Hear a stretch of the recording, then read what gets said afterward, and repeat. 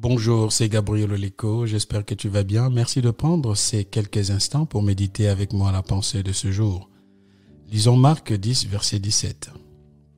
Comme Jésus se mettait en chemin, un homme accourut et se jeta à genoux devant lui. « Bon maître, lui demanda-t-il, que dois-je faire pour hériter de la vie éternelle ?» La vie éternelle est un don de Dieu, un cadeau que l'on reçoit par la foi. Elle n'est pas le résultat de nos efforts, mais elle est le don gratuit de Dieu pour quiconque croit.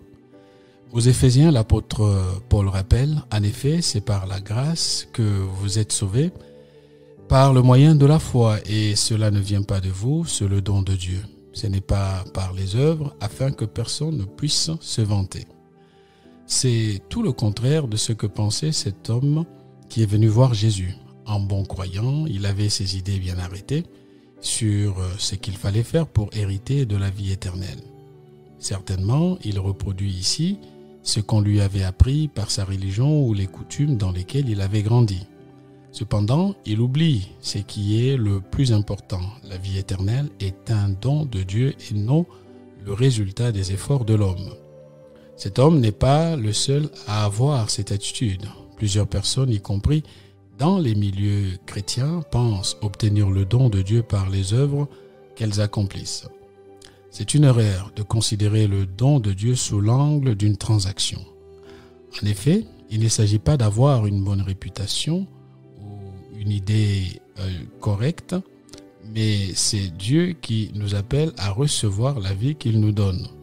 C'est un appel à recevoir. C'est une offre volontaire. Elle provient de Jésus et de lui seul.